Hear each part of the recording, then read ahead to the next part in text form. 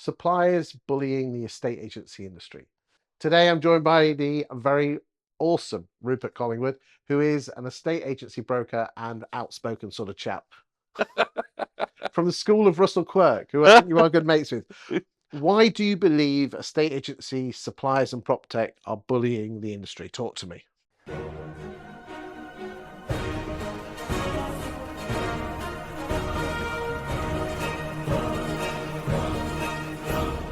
So I think that this relentless emergence, by the way, of prop tech has creating solutions for problems that estate agents don't have.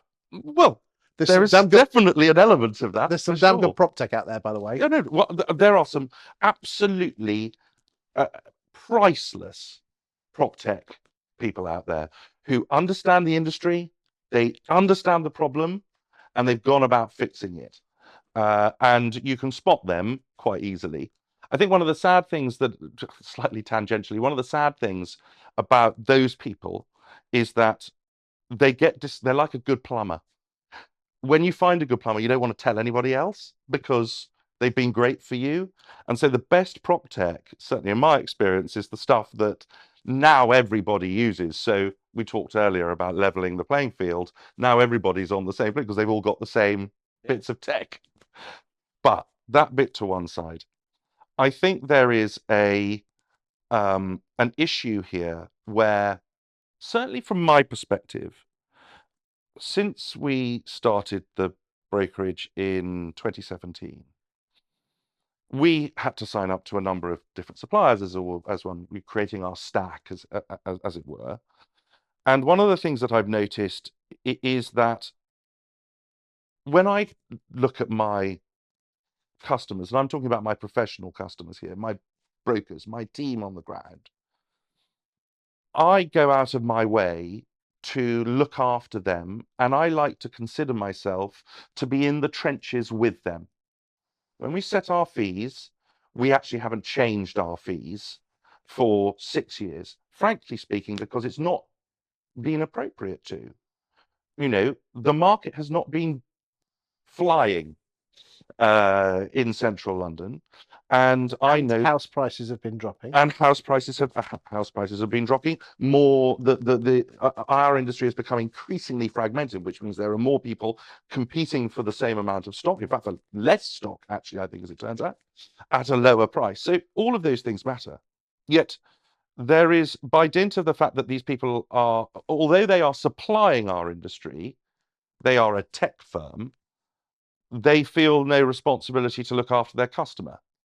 And I find that a little bit unpleasant, is slightly.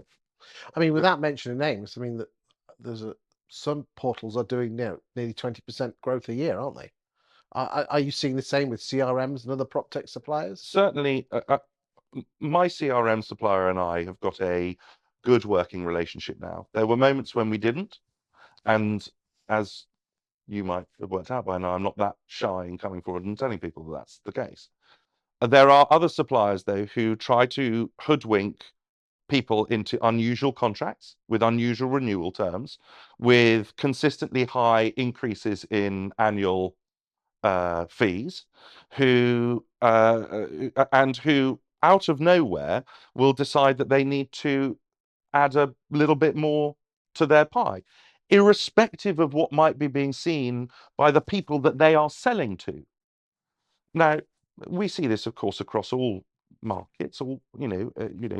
During the pandemic, I think grocery supplies increased something like 20% or something like that. Now, look, one can understand an element that people have got to make money, but then there is, at what stage does a supplier stop being your friend, and your supplier is just somebody who you're just another number to them? Now, if I was to treat customers like that, or dare I say, if I was to treat brokers like that, they would rightly go, because I'm not working in their best interests, and I'm not, supporting them in the job that they're trying to do. Yet suppliers across a whole range of sectors, it should be said, will relentlessly increase their fees. irrespective, and also irrespective of delivery of the product. There is a term that I love to use in shitification. It's now a relatively established term, an established word in, tech. And it's what happens is they lure you in with some sort of, first year bonus, benefit, cheapness, whatever it is. And then over the course of your life with that firm, the product gets less and less valuable, and the fee continues to go up. And I think that we're seeing that increasingly. And also, there are moments when a firm will alter its product, and it alters its product so significantly that it actually becomes a, there's a cost to me to implement that change to my entire system, and yet well, that's the way we're doing it. Or they'll cut off some what they would call legacy. For me, it was something that only started 4 years ago. Oh, we're no longer going to be supporting that system. So now I've got to go away. I've got to go and find something else. I've got to go and build something else, find another supplier to deliver the same product. I don't think it's healthy. And I think that this is a thing that is repeated throughout our sector. Agents don't represent themselves well. They don't respect themselves well enough. And we also aren't represented as an industry particularly well to stand up to this sort of behaviour.